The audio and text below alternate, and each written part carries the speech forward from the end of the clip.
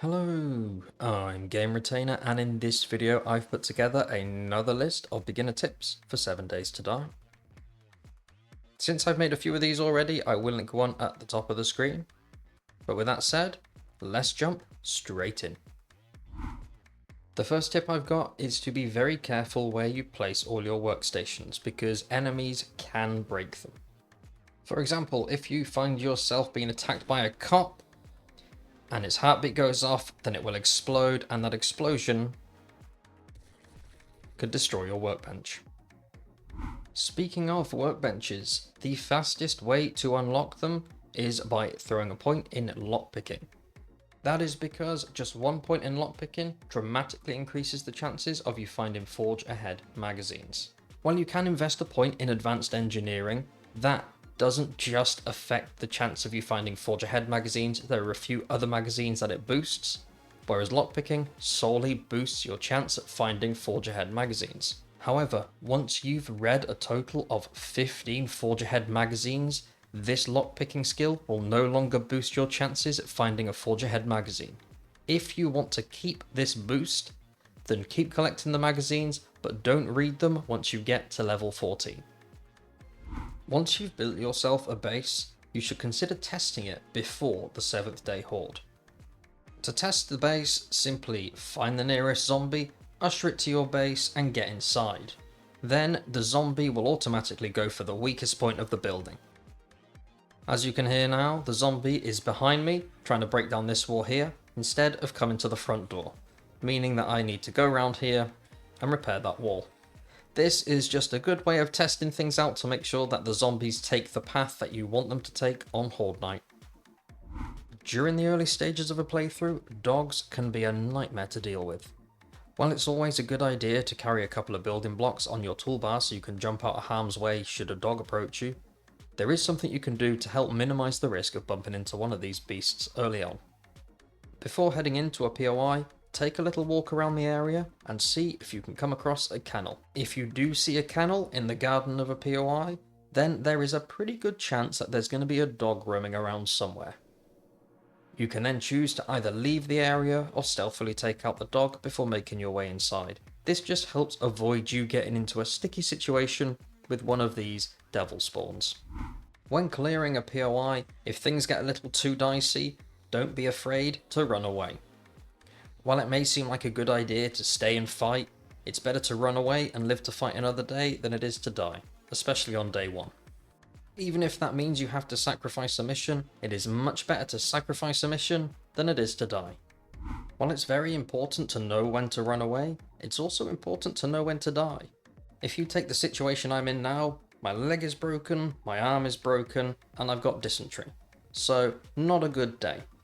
While I can run away, sort of, sometimes it's best to just accept your fate and die.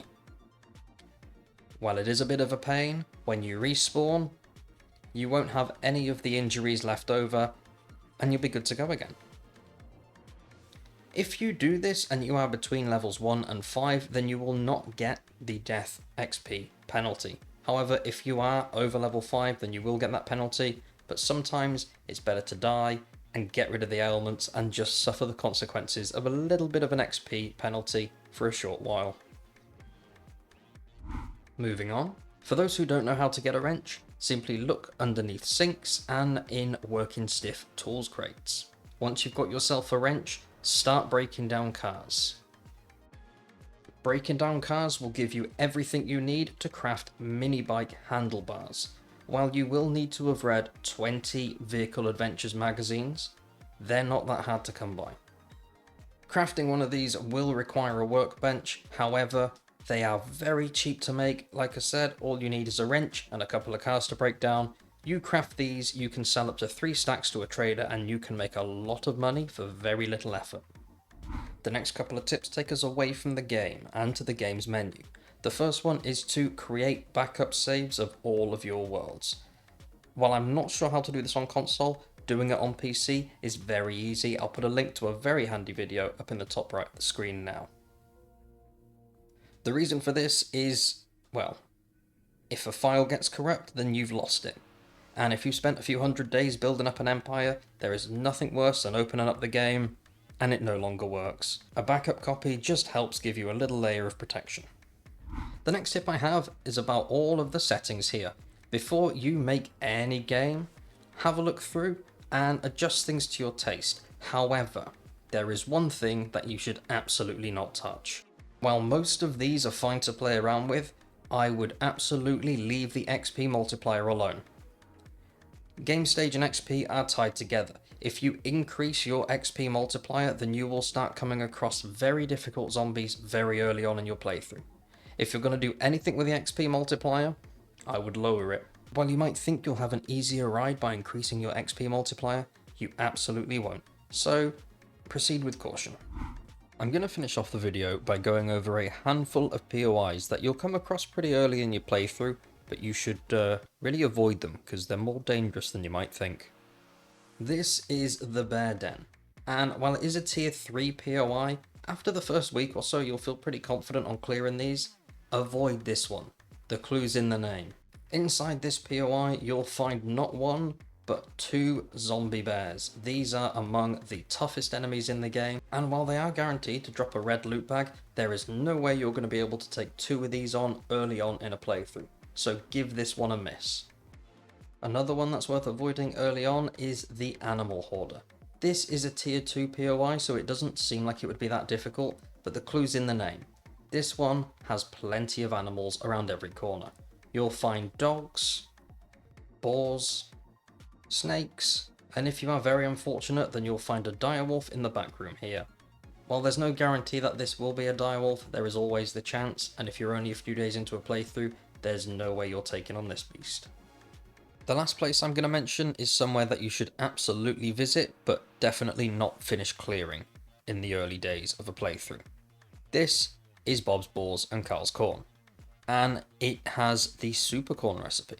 For those who don't know, the super corn recipe is used for, well, growing super corn.